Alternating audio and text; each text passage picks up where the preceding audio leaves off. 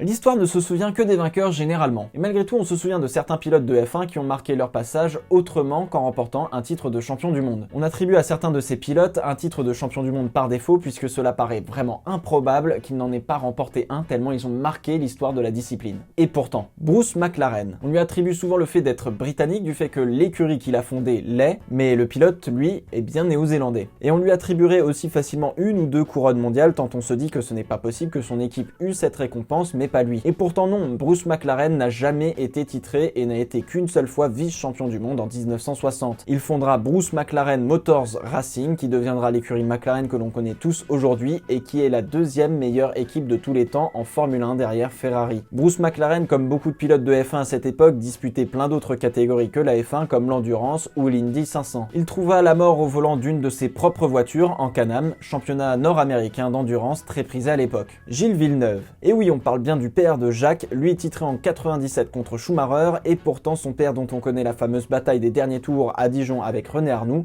n'a jamais été titré. Il l'aurait probablement été sans son accident fatal à Zolder. Il commence sa carrière chez McLaren avant de se faire assez tôt recruter par Ferrari, notamment suite au départ brusque de Niki Lauda en 1977. Il fera sa carrière chez Ferrari pendant 6 saisons. Il reste dans l'histoire de par son pilotage très spectaculaire, très agressif avec la voiture, mais reconnu alors comme l'un des meilleurs pilotes par les siens, ses amis et collègues de la F1. Il n'aura eu dans sa carrière qu'une seule chance de remporter le titre en 79 face à Jody Scheckter, ayant le reste de sa carrière des Ferrari peu performantes. Et malgré les mauvaises voitures qu'il avait entre les mains, cela ne l'empêchait pas d'aller chercher plusieurs dixièmes de par son seul talent, comme d'autres grands champions tels Ayrton Senna, Jackie Stewart ou encore Fernando Alonso par exemple. Même s'il n'a pas un palmarès très fourni, il est reconnu comme étant l'un des meilleurs pilotes de tous les temps en Formule 1. Jackie Ickx. Et oui, lui aussi on pourrait penser qu'il a été champion du monde et pourtant non. Bien qu'il ait réalisé une grande carrière dans le sport automobile en remportant notamment les 24 heures du Mans à 6 reprises, il n'a jamais remporté le titre de champion du monde de Formule 1. Vice-champion du monde en 69 et 70, il a couru pour les plus grands noms dont Ferrari, McLaren, Williams ou encore Lotus. Jackie Ickx reste l'un des pilotes les plus complets de sa génération qui voyait les pilotes s'affronter sur tout ce qui avait 4 roues, que ce soit en F1, au Mans ou même au Dakar. On connaît généralement plus Jackie Ickx en tant que pilote d'une Porsche 936 aux fameuses couleurs de Martini plutôt qu'en tant que pilote de Formule 1. Stirling Moss. Un des grands rivaux de Juan Manuel Fangio et l'un des derniers représentants des débuts de la F1 dans les années 50. Cette époque voyait beaucoup de pilotes tués pendant les courses avec des accidents très graves,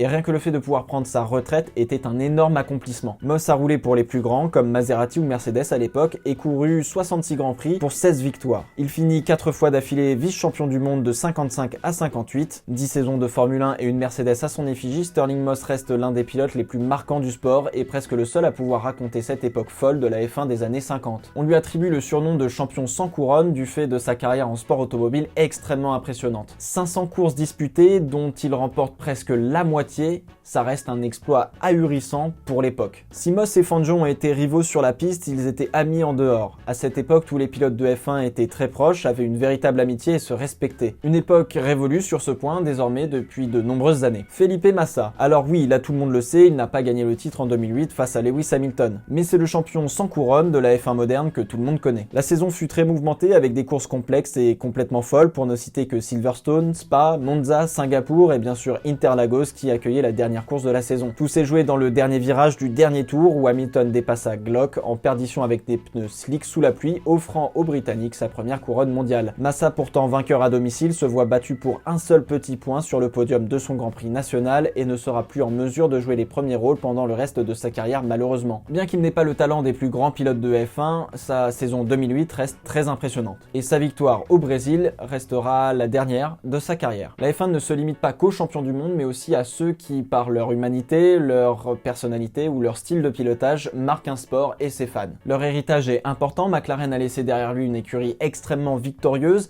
Villeneuve son style de pilotage incomparable et Massa l'émotion de voir la couronne glisser entre ses doigts en direct à la télé. Mais les champions du monde que l'on connaît comme Fangio, Hamilton ou Jody Scheckter ne seraient pas autant adulés que si leur dauphin n'avait pas été aussi coriace. C'est le vice-champion du monde qui donne toute la qualité et la saveur d'un grand champion du monde. Et c'est peut-être pour cela que les titres de Schumacher chez Ferrari ne sont pas aussi savoureux. Et il en va peut-être aussi de même pour Lewis Hamilton ces dernières années avec Mercedes. Leur performance reste impressionnante évidemment, mais en tout bon fan, on recherche toujours un championnat qui se termine au dernier virage du dernier tour de la dernière course, comme en 2008.